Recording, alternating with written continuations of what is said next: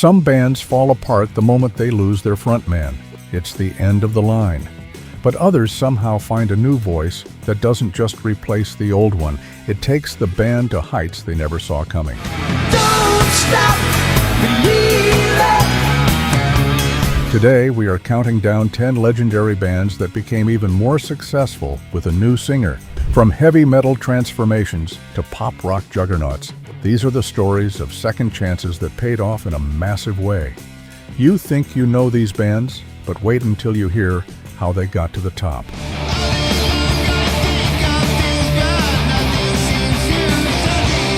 Number 10, Genesis.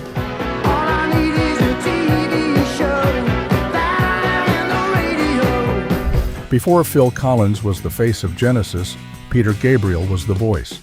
In August 1975, Gabriel left the band behind, leaving the elaborate costumes and theatrical progressive rock that defined them. Critics assumed Genesis was finished. No, you just have to wait. Just trust in the good time. Instead, drummer Phil Collins stepped out from behind the kit to take the mic. They turned down instrumentalists and decided to teach Collins the parts. The transition took time, but by a trick of the tail. In 1976, they had their first UK number one. As the decade turned, they leaned further into polished pop rock. It's driving me mad. Just another way of passing the day. Duke hit number one, and Abacab in 1981 gave them their first and only U.S. Billboard number one. Phil Collins didn't just save the band, he transformed them from a cult prog act into one of the biggest stadium acts in the world. Number 9, Judas Priest.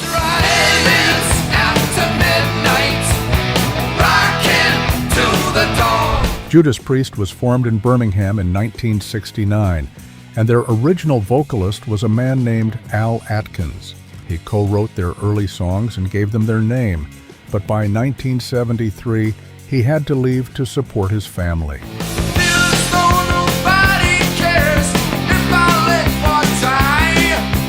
The band was in trouble until they found Rob Halford.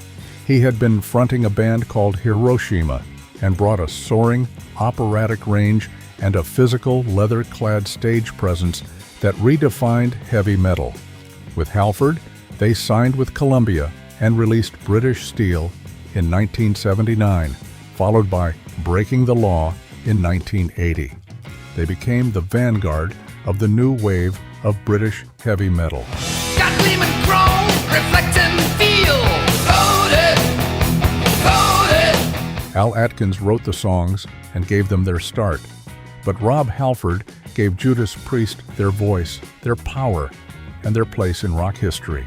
Number 8, AC/DC.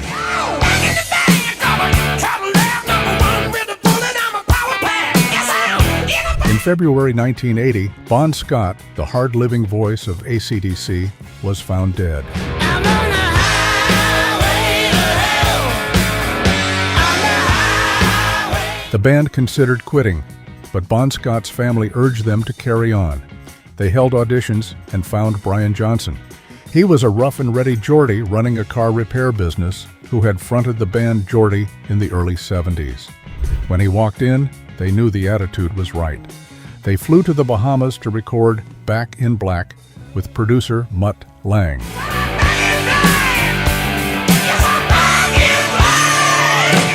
Johnson wrote the lyrics in the studio, and the result was a blistering hard rock album that became the second best-selling album in history. They didn't just survive the tragedy, they became the biggest rock band on the planet. Number 7, Fleetwood Mac.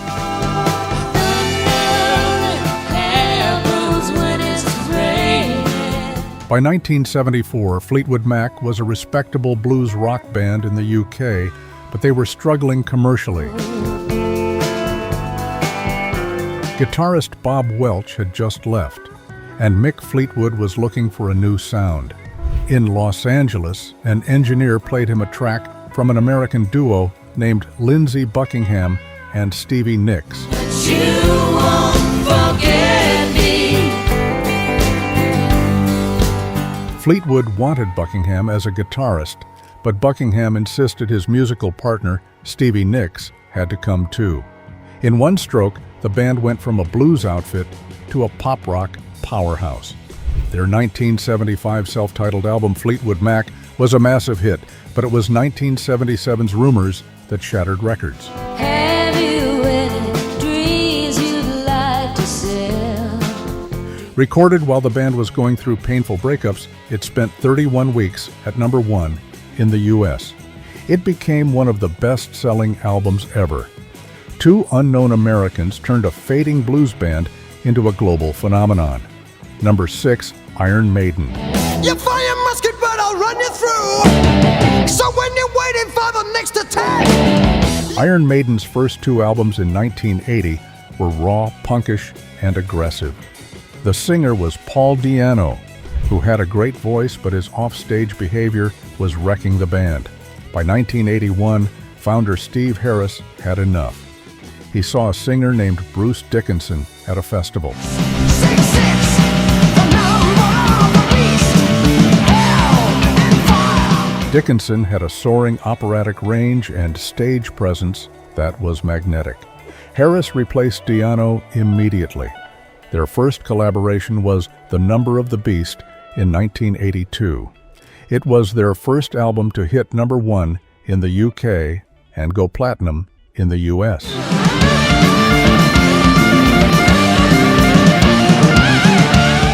It kicked off a run of platinum albums throughout the 80s and 90s. Di'Anno was the voice of their beginning, but Bruce Dickinson turned Iron Maiden into the icons of heavy metal. Number 5, Van Halen. You got to roll with the punches and get to what's real. When David Lee Roth left Van Halen in 1985, many predicted the end. Eddie Van Halen's guitar was the band, but Roth's charisma was the fuel. The band wasted no time.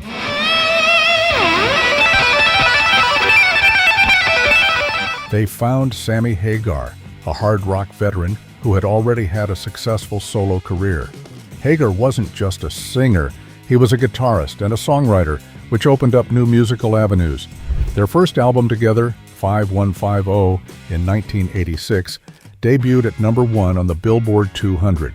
The sound was different, more polished, more melodic, but it worked. Maxwell, jump. Go ahead, jump. They went on to have 4 consecutive number 1 albums. Hagar brought a new stability that kept them at the top of the charts for a decade. Number 4, Doobie Brothers. Won't tell me that. The Doobie Brothers were a biker bar boogie band in the early 70s, led by Tom Johnston. But by 1975, Johnston was suffering from bleeding ulcers caused by heavy touring and had to take a break. They needed a replacement.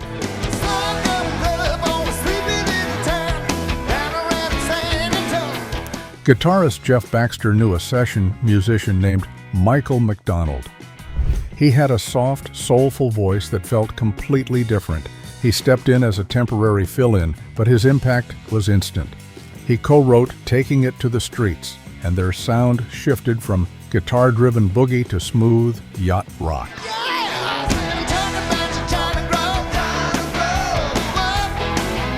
Their 1976 album Taking It to the Streets was a massive hit, winning a Grammy.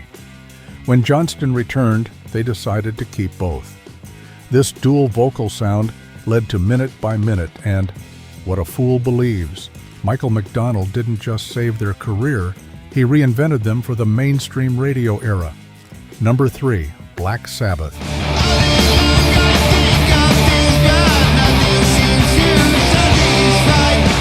By 1979, Ozzy Osbourne's behavior was becoming impossible to manage. His substance abuse was derailing their recordings, and he was eventually fired from the band he helped create.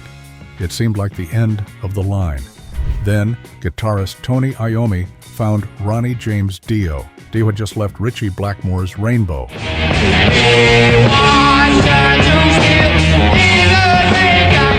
He brought a different energy, dark fantasy-themed lyrics, and a vocal power that was operatic and precise. They recorded Heaven and Hell in 1980. It wasn't just a hit, it was a revitalization. The album went platinum and gave them their first and only UK #1 single, Neon Nights. It proved Black Sabbath could evolve beyond their original sludge metal. Gathered in their masses, just like witches. While Ozzy was the face of their early years, Ronnie James Dio gave Black Sabbath their second act. Number 2, Journey. Strangers waiting, walking down the Before 1977, Journey was a struggling jazz fusion act out of San Francisco. Their first 3 albums failed commercially, and Columbia Records was threatening to drop them. Manager Herbie Herbert found a demo tape from a singer named Steve Perry, who was fronting a band called Alien Project. Any way you want it, it's the way you need it. Any way you want it. Herbert kept Perry hidden from guitarist Neil Schon, initially because Schon hated his voice. But when they finally played together, the chemistry was undeniable. Their 1978 album Infinity was their breakthrough. Don't stop believing. Hold on to that dream. But 1981's Escape made them superstars. It featured Open Arms and Don't Stop Believin', a song that became a sports anthem. Steve Perry's voice transformed them from jam band musicians into a global arena rock powerhouse. They became one of the best-selling bands of the era. Number 1, Queen.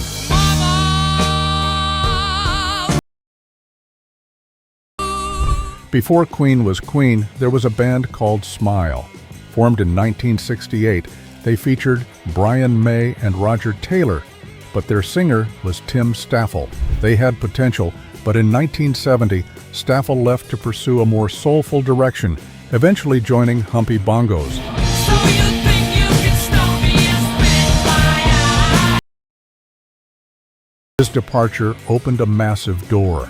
Staffel's friend at Ealing Art College was a charismatic young man named Farouk Bulsara. A shooting star leaping through the sky like a tiger, defying the laws of gravity. He watched Smile rehearse for 2 years and was convinced he could be their frontman.